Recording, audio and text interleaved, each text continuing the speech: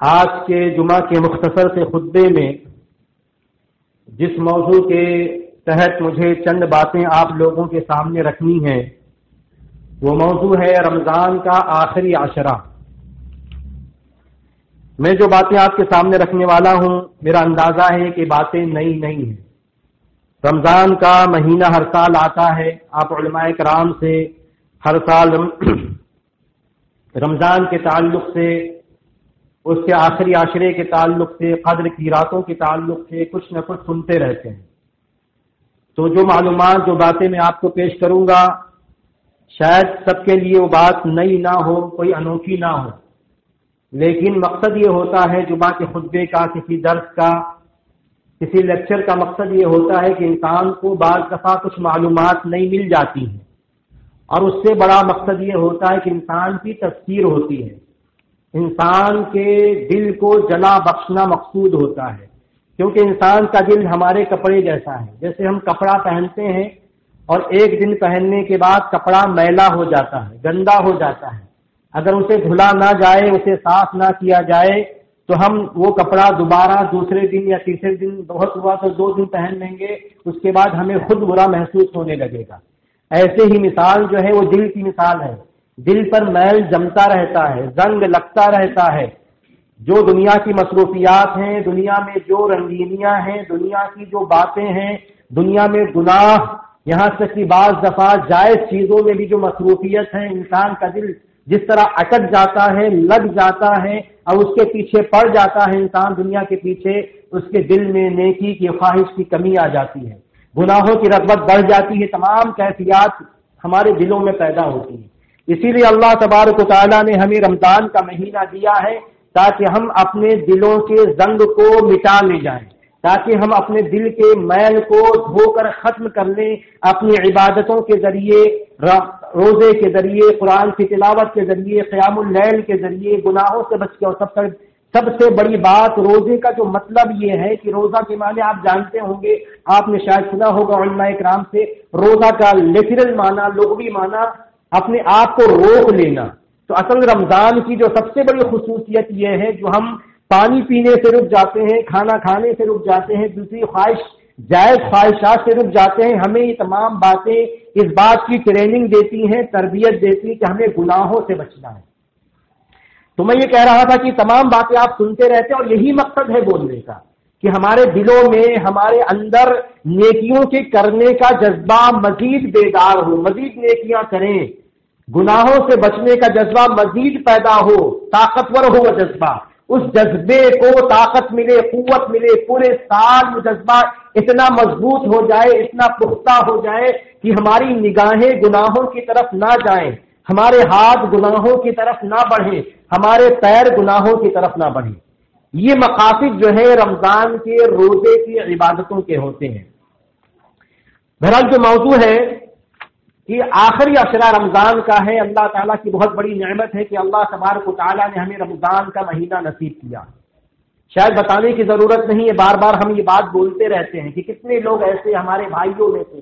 ہمارے رشتہ داروں میں سے، ہمارے قریبی لوگوں میں سے پچھلے سال تھے رمضان میں، آج نہیں ہے۔ میرا سگا بھائی پچھلے سال رمضان میں، مجھ سے چھوٹا بھائی پچھلے سال وہ رمضان میں تھا، آج ہمارے ساتھ وہ رمضان میں نہیں ہے۔ میرے سسر جن کا انتقال ابھی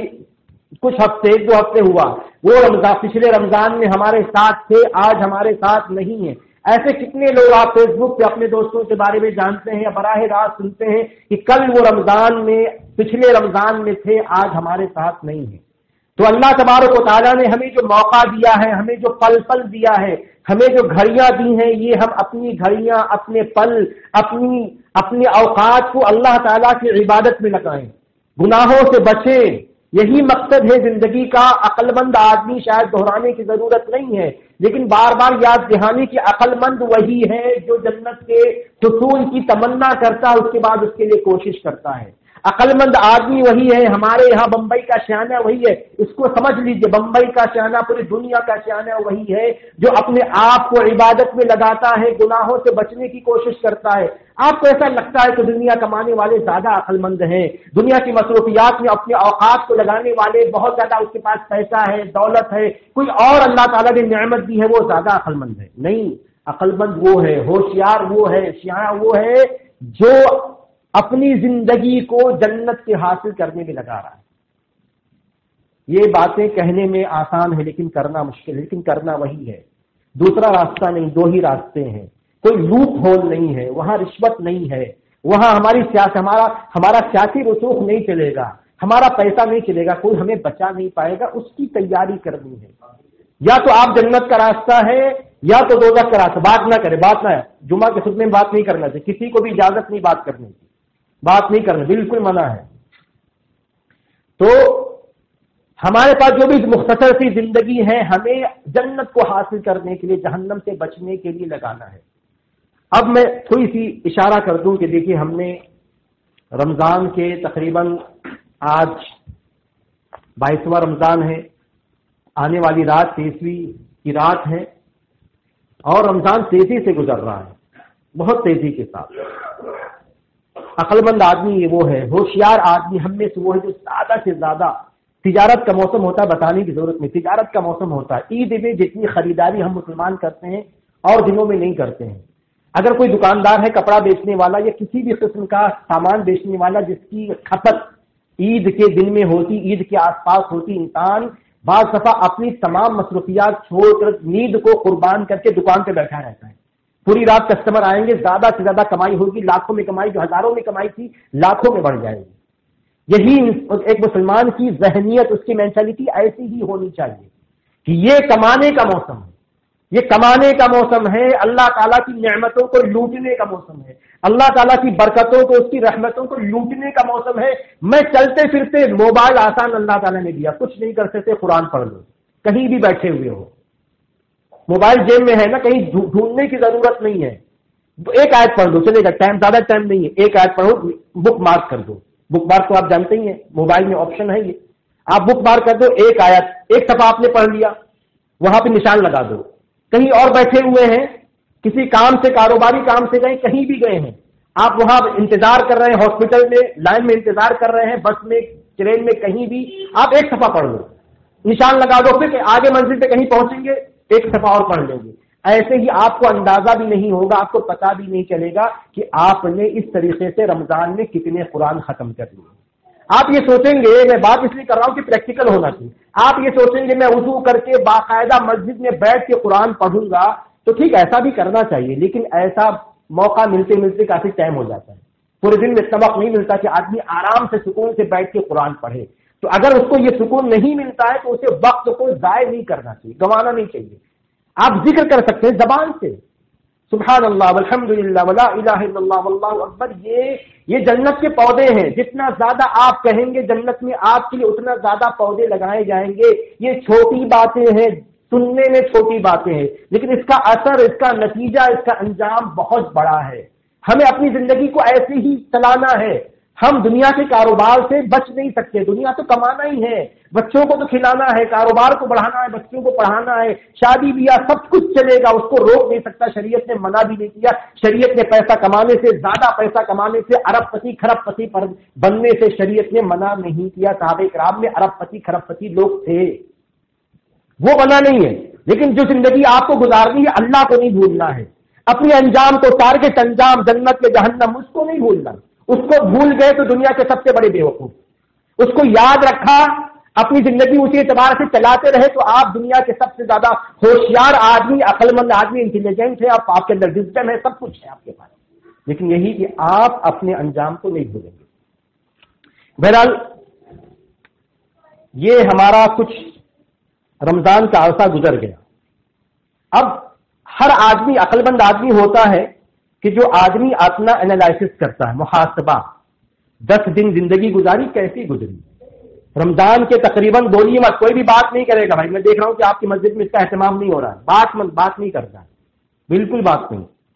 اس کا اہتمام کیجیے، یہ نبی کا وعد ضروری ہے، مطلب یہ ایسا آپشنل نہیں ہے کہ کر سکتے نہیں کر سکتے، ایسا نہیں، آپ بات مت کیجیے،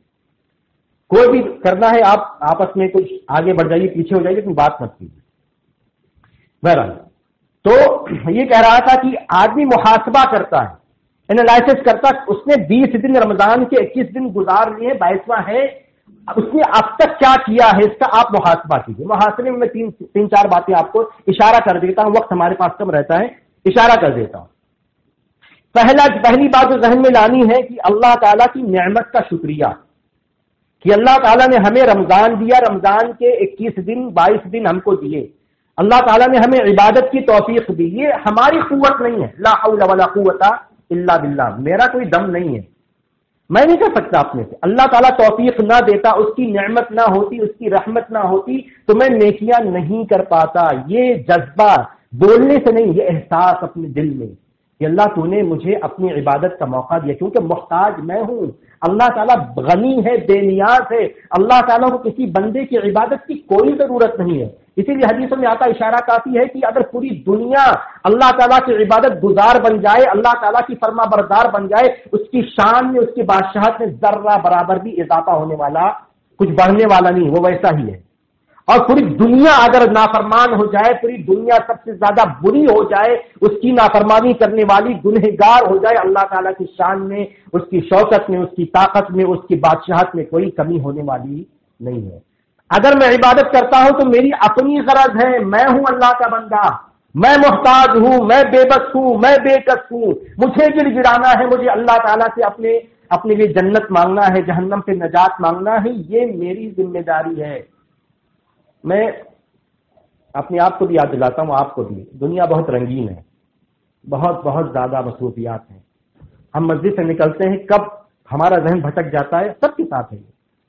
کب ذہن بھٹک جاتا ہے, کب دنیا بھر کی مصروفیات, یہاں وہاں کی باتیں, کب غیبت کر جاتے ہیں پتہ بھی نہیں چلتا,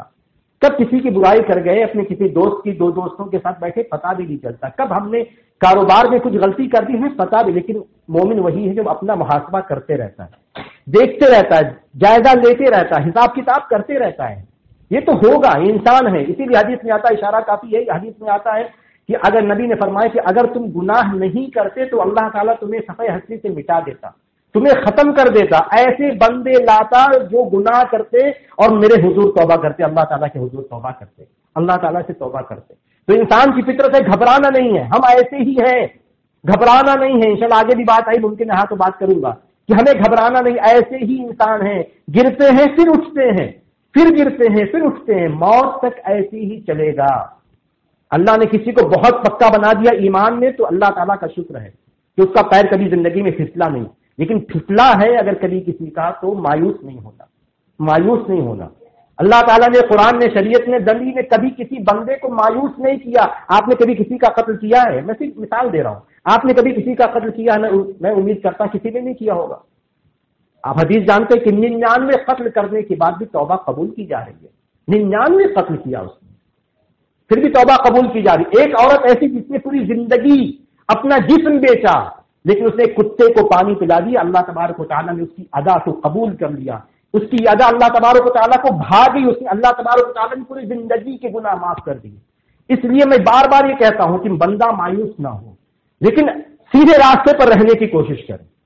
ہمیشہ کوشش کریں, کیونکہ ہمیں یہ بھی نہیں پتا ذو انتقام ہے اللہ تبارک و تعالیٰ. انتقام لینے پہ آئے گا تو چھوٹی سی یہ بات پر اتنا بڑا انتقام لے گا, ہم بتانے کی ضرورت نہیں. آپ تو ہوشیار لوگ, بار بار مثال دی جائے, کسی بچے کو سمجھانا ہو جاتا ہے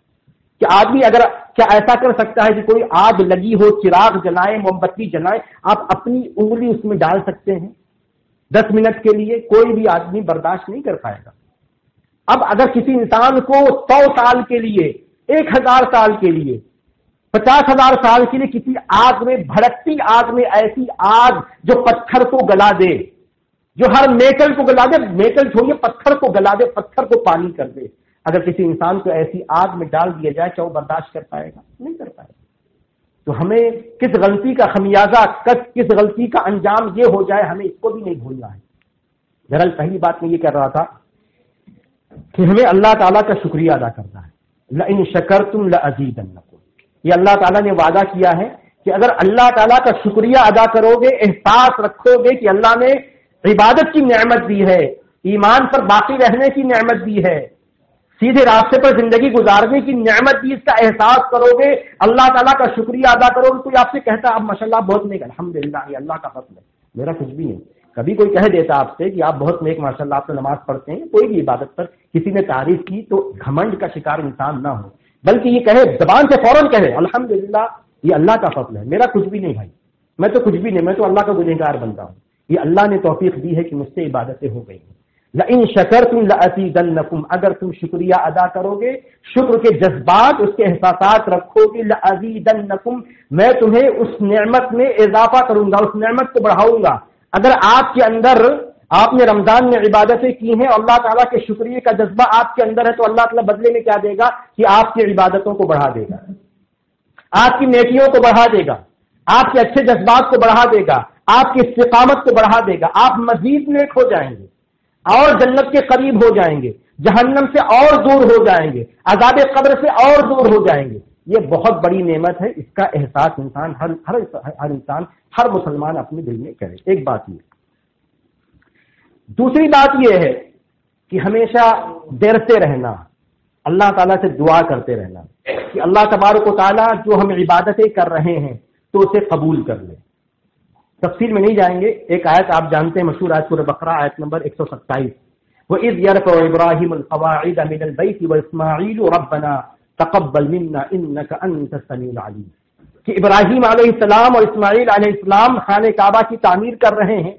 اور تعمیر کر رہے ہیں ایک نیک کام، ایک بہت بڑا کام، بے آب و گیا جگہ ہے، وہاں اللہ تعالیٰ کے گھر کی تعمیر ایک بہت بڑا کام، لیکن ساتھ ساتھ میں دعا کر ربنا،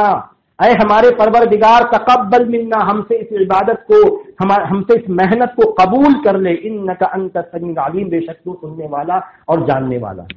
تو دوسری بات یہ کہ ہمیشہ اللہ تعالیٰ سے دعا کرنا، کیونکہ ہماری ایک عبادت قبول ہو جائے تو ہمیں شاید نجات مل جائے، تو اللہ تعالیٰ سے دعا کرنا، جذبات بھی رکھنا وہی، اور دعا بھی کرنا کہ اللہ تعالیٰ ٹوٹی پھوٹی عبادتیں، ٹوٹے پھوٹے روزے، اپنی تمام کمیوں کے ساتھ، خامیوں کے ساتھ، ہمارے قیام اللیل تمام تر خامیوں کے ساتھ، کمیوں کے ساتھ ہو رہا ہے، لیکن ہم اللہ تعالیٰ تیرے حضور کوشش کر رہے ہیں، تیرے راستے پہ چلنے کی کوشش کر رہے ہیں، تیری عبادت کرنے کی کوشش کر رہے ہیں، ہم پرفیکٹ نہیں ہیں، ہم سے جیسا تو نے حکم دیا ویسا نہیں ہو پاتا ہے، ہم کمزور ہیں، خلق الانسان ضعیفا، ہم انسان ہیں، کمزور بنائے گئے ہیں، جیسا تم نے حکم دیا، جیسی تیری شریعت ہے، ہم نہیں کر پا رہے ہیں۔ دوسرا جذبہ یہ کہ اللہ تعالیٰ تو قبول کر لے، تو ٹوٹی پھوٹی ہی قبول کر لے، جیسی ہے ویسی قبول کر لے، ہم جیسا تو چاہتا ہے ویسا تو شاید نہ ہم سے ہو پائے، جیسا نبی کرتے تھے۔ بات آتی ہے کہ نبی کی طرح جو کبھی کبھی بحث میں بات آتی ہے کہ تراویح کی نماز کے بارے میں، کہ جو ہے نبی کی طرح تراویح، تو نبی کی طرح تراویح، وہ خشوع، وہ خضوع، وہ تمام باتیں تو کوئی نہیں لا سکتا، تو کم سے کم ظاہری شکل میں تو ان کی اتباع کی جائے۔ اگر نبی نے 11 پڑھی ہے، بلا شبہ کے 11 پڑھی ہے، اس میں کسی کا اختلاف ہے ہی نہیں، کوئی اختلاف کرتا تو زبردستی والا، کہ نبی نے 11 پڑھی ہے، بعد میں اختلاف ہے کہ صحابہ کرام نے کیا پڑھی، تمام باتیں اس میں تفصیل وہ موضوع نہیں ہے، لیکن اس میں تو کوئی اختلاف نہیں ہے کہ نبی نے جب اکیلے پڑھی تو بھی 11، جماعت کروائی تو بھی 11، جماعت کے ساتھ جو آپ نے پڑھی 3 دن آپ نے تراویح وہ بھی 11، تو اس میں تو کوئی اختلاف ہی نہیں کہ نبی نے 11 پڑھی اور پڑھائی۔ اب کوئی کہتا ہے کہ نبی کی کیفیت نہیں پیدا کر سکتے تو اس میں تعداد میں بڑھا لو، لوگوں نے کہا، میں اپنی طرف سے نہیں کہہ رہا ہوں کہ 11 رکعت کیونکہ نبی کی کیفیت ہے، نبی کی کیفیت نہیں پیدا کر سکتے تو آپ جو ہے تعداد میں اس کو 20 کر لو، 23 کر لو، 40 کر لو، جیسے بھی اقوال ہیں بہت سارے۔ تو اس کا جواب یہی کہ نبی کی کیفیت تو آپ پیدا ہی نہیں کر سکتے، کم سے کم نبی کی جو ظاہری کیفیت ہے اس پر تو، جو تعداد ہے اس پر تو اتباع کرو، اس پر تو پیروی کرو کم سے کم، ورنہ اصل جو کیفیت اندر کی کیفیت ہے نبی کی عبادتوں کی، نبی کی تمام چیزوں کی، کوئی بعد میں آنے والا کر نہیں سکتا۔ بہرحال دوسری بات یہ تھی کہ ہم جو ہے یہ جذبہ رکھیں، دعا کریں کہ اللہ تعالیٰ ہماری عبادتوں کو قبول کرے۔ تیسری بات یہ کہنی تھی محاسبے میں کہ ہمیں اللہ تعالیٰ سے توبہ و استغفار کرتے رہنا چاہیے، کیونکہ ہماری عبادتوں میں کمی رہتی ہے۔ فاستقیموا، قرآن کی آیت ہے، فاستقیموا الیہ واستغفروہ، کہ سیدھے راستے پر استقامت پر رہو، عبادتیں کرو، گناہوں سے بچو، واستغفروہ، اور اللہ تعالیٰ سے دعائیں مغفرت کرتے رہو۔ یہاں بھی وہی پوائنٹ ہے کہ کبھی یہ نہ سوچے کہ میں نے بہت کچھ تیر مار لیا، میں نے عبادتیں کر لی، نہیں، نبی کو حکم یہ دیا گیا کہ استقامت کریں آپ، لیکن ساتھ ساتھ میں اللہ تعالیٰ سے معافی مانگتے رہیں، کیونکہ کوتاہیاں ہو جاتی ہیں، کیفیت جیسی ہونی چاہیے ویسی نہیں ہوتی۔ حدیث میں آتا ہے کہ انسان نماز پڑھتا ہے، انسان کو نماز کا 10واں حصہ کبھی ملتا ہے، کبھی 9واں حصہ ملتا ہے، کبھی 8واں حصہ ملتا ہے، کبھی آدھا حصہ ملتا ہے، کبھی اس کو پاؤ حصہ ملتا ہے۔ تو یہ جو ہے ہماری کیفیت ہے نماز کی، ہر عبادت کی کیفیت ہے. تو ہمیں اللہ تعالیٰ سے ہمیشہ بخشش مانگتے رہنا، مغفرت مانگتے رہنا کہ اللہ تعالیٰ جو بھی ہماری عبادتوں میں، روزہ رکھنے میں، قیام اللیل میں، قرآن کی تلاوت میں، ذکر و اذکار میں جو بھی کوتاہی ہو رہی ہے، جو بھی کمی خامی ہو رہی ہے، اللہ تبارک و تعالیٰ تو اسے معاف فرما دے. اس کے بعد آخری چوتھی چیز محاسبے کے تعلق سے کہ ہمیں ایسے ہی باقی رہنا ہے. اگر آپ نے 20 دن اچھے سے گزارے ہیں تو ہمیں آئندہ بھی جو باقی ہے وہ بھی اچھے سے گزارنا ہے. پھر اشارہ ہے کہ آئندہ پوری زندگی جو باقی 11 مہینے ہیں اس کو بھی بہتر انداز میں گزارنا ہے. تفصیل میں نہیں جائیں گے. ایک آیت آپ کے سامنے سورہ نحل آیت نمبر 92. اللہ تبارک و تعالیٰ نے ارشاد فرمایا وَلَا تَكُونُوا كَالَّتِي نَقَضَتْ غَزْلَهَا مِن بَعْدِ قُوَّةٍ أَنْكَاثًا کہ اس عورت کی طرح نہ ہو جاؤ جو سوچ کاٹنے کے بعد اسے توڑ کے خراب کر دیتی ہے. ایک عورت ہے، مثال دی اللہ تبارک و تعالیٰ کہ ایک عورت ہے جو وہ روئی کے دھاگے بناتی ہے، چرخے سے روئی کے دھاگے بناتی ہے. اس کے بعد جب دھاگے بن جاتے ہیں، گٹھر اس کا بن جاتا ہے تو اس کے بعد وہ توڑ دیتی، خراب کر دیتی. تو رمضان میں آپ نے دھاگے بنائے ہیں، چرخہ چلایا 30 دن 29 دن جتنا بھی چرخہ چلے گا. آپ نے رمضان کے پورے مہینے میں یا جو گزر چکے ہیں کم سے کم 22 دن آپ نے نیکیوں کا چرخہ چلایا ہے، آپ نے سوچ کاٹا ہے، آپ نے قیام اللیل کیا ہے، آپ نے روزے رکھے ہیں، آپ نے قرآن کی تلاوت کی ہے، آپ نے ذکر و اذکار کیا ہے، کچھ نیکیاں آپ نے جمع کی ہیں. اب اللہ تبارک و تعالی ہم میں سے ہر بندے کو سمجھا رہا ہے کہ ایسا نہ کرنا کہ رمضان گزرنے کے بعد یا جو بھی آپ نے نیکیاں کی ہیں، نیکیاں کرنے کے بعد نیکیوں کو بگاڑ دینا، نیکیوں کے سود کو توڑ موڑ دینا، ختم کر دینا. ایسا نہیں کرنا. اتنے بیوقوف نہ بننا، ایسے بیوقوف نہ بننا. بلکہ رمضان گزرنے کے بعد یا جو بھی ایام آپ نے نیکیوں میں گزارے ہیں، گزرنے کے بعد چرخہ چلتے رہنا چاہیے. اگرچہ چرخہ ڈھیلا ہو، اگرچہ چرخہ سست ہو. ایک حدیث ہے، نبی نے فرمایا احب الاعمال الى اللہ ادومها وان قل کہ اللہ تعالیٰ کو سب سے محبوب عمل وہ ہے جس پر انسان ہمیشگی برتے، وان قل اگرچہ تھوڑا ہو.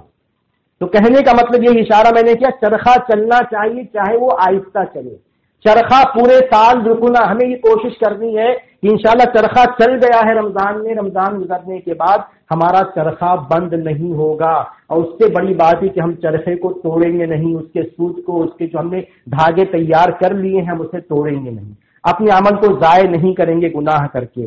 بدعتیں کر کے، گناہ کر کے، گناہوں میں لت پت ہو کے ہم اپنی نیکیوں کو رمضان کے بعد ضائع نہیں کریں گے بلکہ پورے سال چرخہ چلنے دیں گے انشاءاللہ. یہ چار باتیں تھیں آخری عشرے سے پہلے اپنے محاسبے کے لیے. اب آخری عشرہ ہے، اس میں ہمیں کیا کرنا ہے. اگر یہ کہا جائے کہ آخری عشرے کے کچھ ایام تو گزر چکے ہیں لیکن جو بھی بچا ہے ہمیں کرنا کیا ہے. دیکھیے اس میں مشہور حدیثیں آپ جانتے ہیں، عائشہ رضی اللہ تعالی عنہ کہتی ہیں کہ جب رمضان کا آخری عشرہ داخل ہوتا تھا اللہ کے رسول صلی اللہ علیہ وسلم شد مئزرہ اپنی کمر کس لیتے تھے، وہ ایقظ اہلہ اپنے بچوں کو بھی جگاتے تھے، گھر والوں کو بھی جگاتے تھے، وہ احیا لیلہ اور اسی طرح راتوں کو شب بیداری کرتے تھے، راتوں میں جا کے اللہ تعالیٰ کی عبادت کرتے تھے.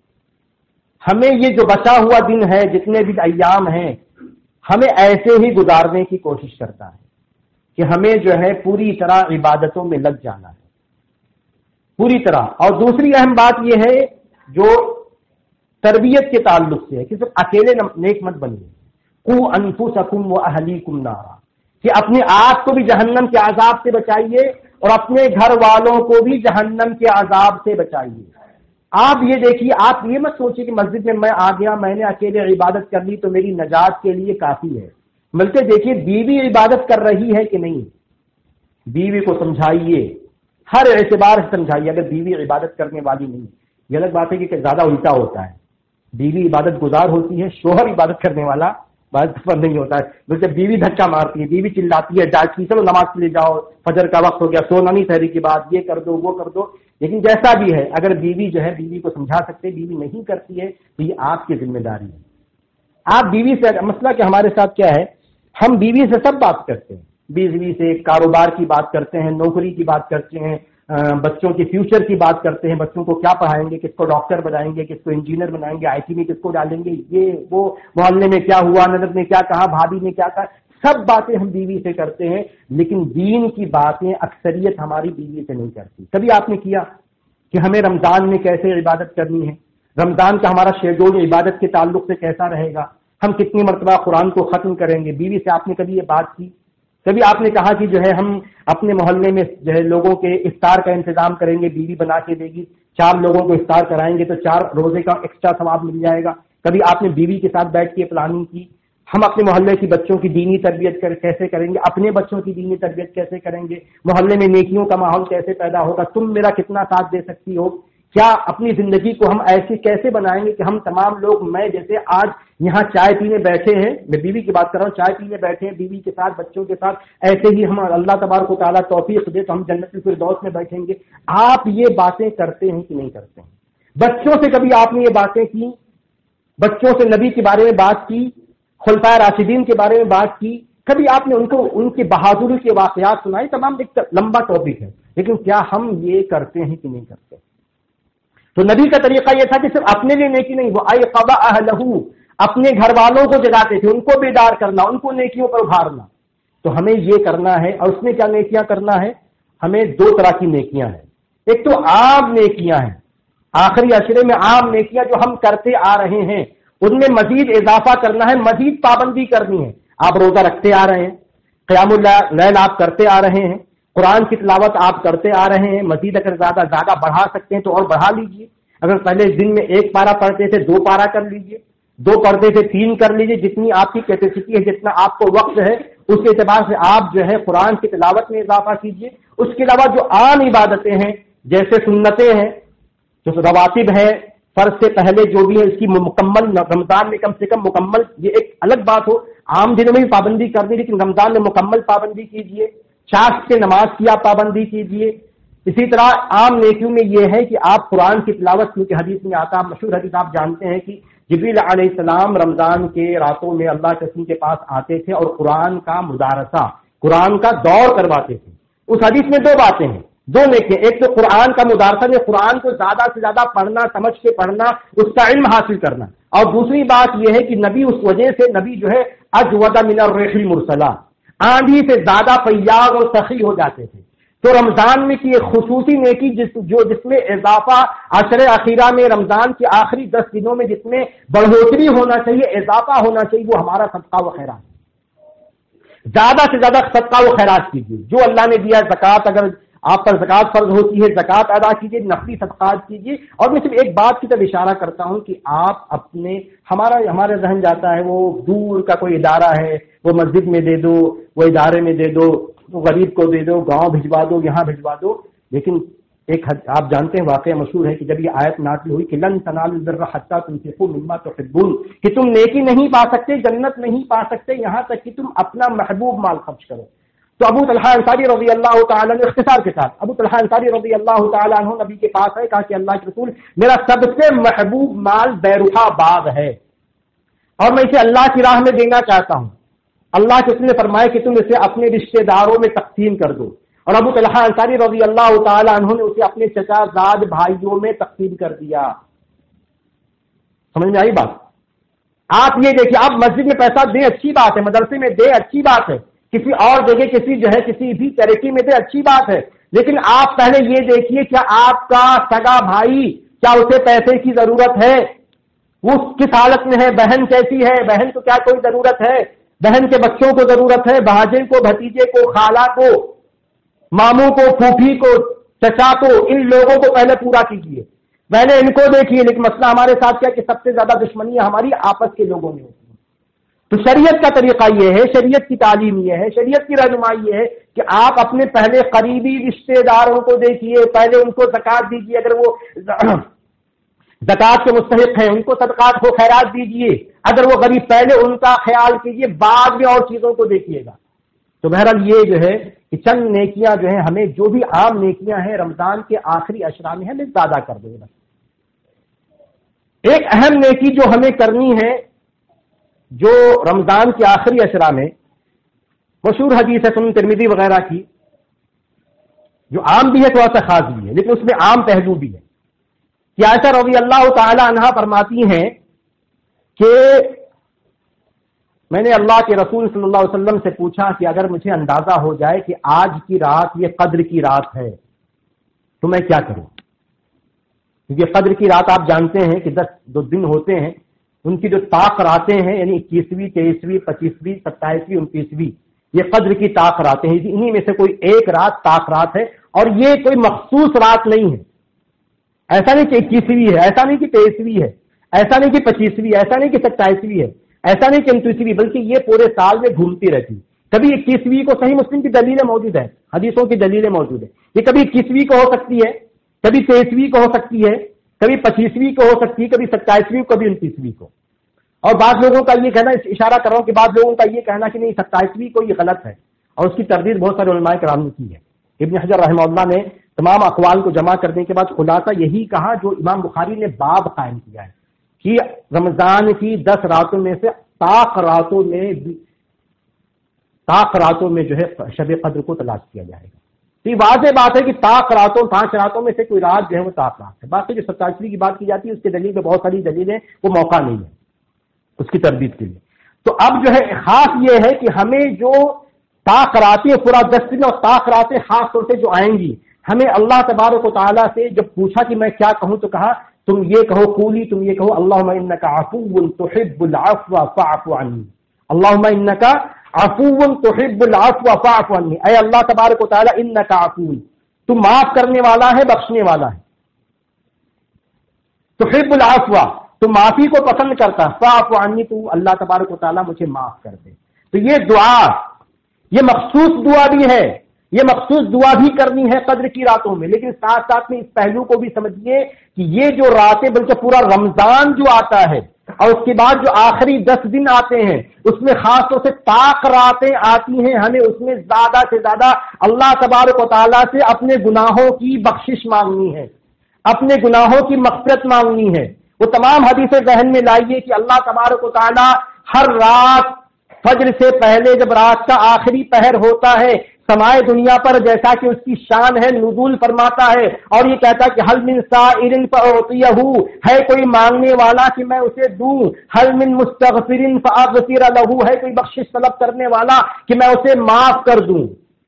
حل من داع فاجیب له، ہے کوئی پکارنے والا کہ اس کی پکار کو میں قبول کروں۔ تو یہ جو راتیں ہمیں ملیں گی، ہمیں سب سے زیادہ اپنے گناہوں کی معافی مانگنی ہے۔ بہت ساری حدیثیں ہیں گناہوں کے تعلق سے، توبہ کے تعلق سے۔ ایک حدیث میں بہت بہترین حدیث میں آپ کو سناتا ہوں، رلانے والی حدیث، اللہ تعالیٰ کی رحمت والی حدیث، حدیث قدسی ہے کہ اللہ تبارک و تعالیٰ کہتا ہے کہ یبن آدم، اے آدم کی اولاد، اگر تو آسمان بھر کے گناہ لے کے آئے گا، اگر تو آسمان بھر کے گناہ لے کے، زمین سے آسمان بھر گناہ لے کے آئے گا، تیرے گناہ اتنے بڑھ جائیں گے کہ آسمان کی بلندیوں کو چھو جائیں، لیکن تو میرے پاس آئے گا، لا تشرک بی شیئا، میرے ساتھ شرک کرنے والا نہیں ہوگا، میں تجھے آسمان زمین بھر کے توبہ دے دوں گا، مغفرت دے دوں گا۔ یہ بہت بڑی حدیث ہے، اس کے الفاظ الگ الگ لیکن بہت بڑی حدیث کہ ہمیں اپنے گناہوں کی بخشش، اپنے گناہوں کی توبہ، گڑ گڑانا، رونا، اللہ تعالیٰ، اللہ کے رسول نے اس ایک دعا کے ذریعے ہماری رہنمائی کی ہے کہ وہ راتیں جو طاق راتیں آنے والی ہیں وہ گناہوں سے بخشش کی راتیں ہیں، وہ گڑ گڑانے کی راتیں ہیں، رونے کی راتیں ہیں، اللہ تعالیٰ سے اپنے گناہوں کو دھونے کی راتیں ہیں۔ ہمیں اس کے لیے محنت کرنی ہے، لگنا ہے، ذہنی اعتبار سے، ذہنی یکسوئی کے ساتھ اللہ تعالیٰ سے یہ مانگنا ہے کہ اللہ تبارک و تعالیٰ ہمارے گناہوں کو معاف کر دے، ہمارے گناہوں کو بخش دے۔ ایک بات، دوسری بات اسی ضمن میں، دوسری بات یہ بھی ہے اسی حدیث میں اشارہ، ایک تو مغفرت کی دعا، عام دعا ہمیں طاق راتوں میں زیادہ سے زیادہ دعا کرنا ہے، جو بھی مانگنا ہے اللہ تعالیٰ سے مانگیے،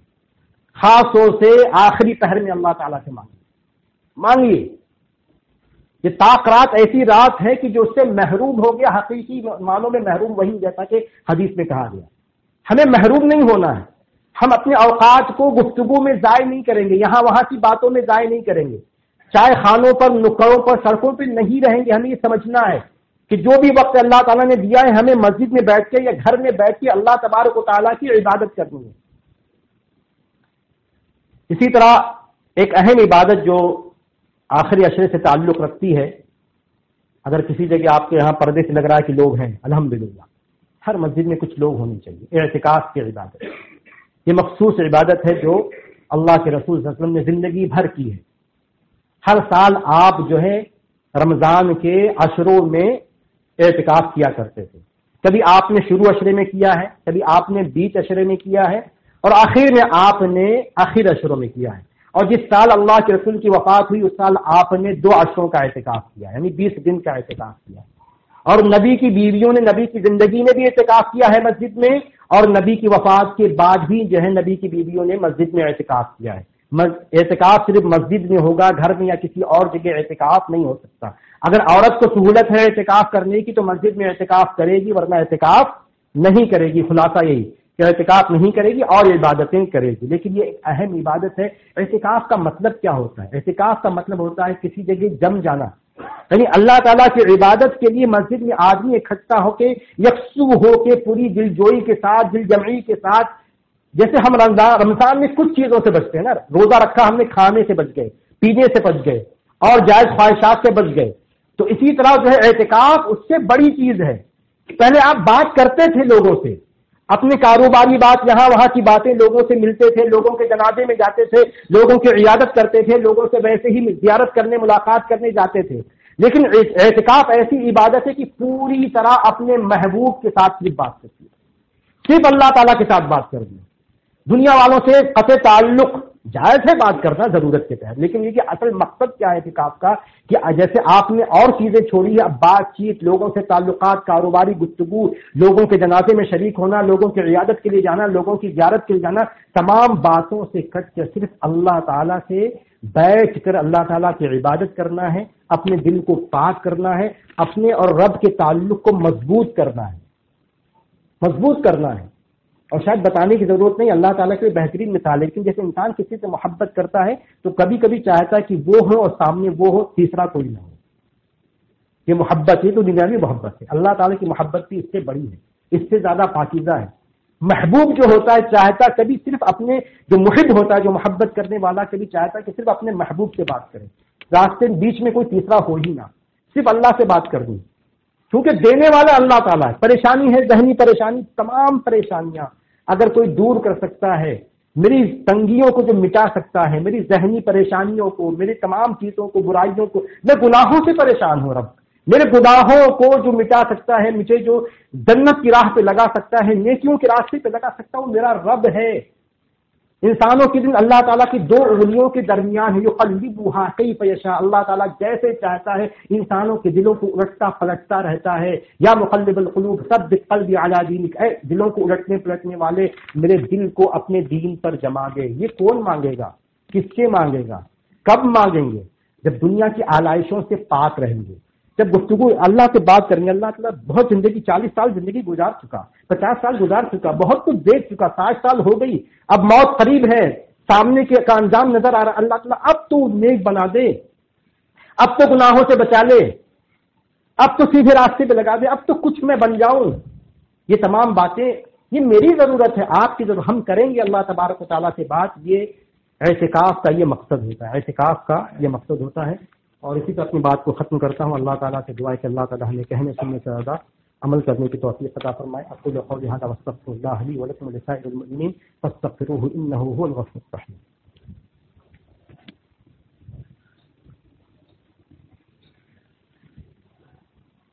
الحمد للہ رب العالمین والصلاة والسلام علی خیر خلقہ محمد وعلى آلہ وصحبہ اجمعین۔ ان اللہ وملائکتہ یصلون علی النبی يا أيها الذين آمنوا صلوا عليه وسلموا تسليما اللهم صل على محمد وعلى آل محمد كما صليت على إبراهيم وعلى آل إبراهيم إنك حميد مجيد اللهم بارك على محمد وعلى آل محمد كما باركت على إبراهيم وعلى آل إبراهيم إنك حميد مجيد إن الله يأمركم بالعدل والإحسان وإيتاء ذي القربى وينهى عن الفحشاء والمنكر والبغي يعظكم لعلكم تذكرون فاذكروا الله يذكركم واشكروه يزدكم ولذكر الله أكبر والله أعلم بما تصنعون وأقيموا الصلاة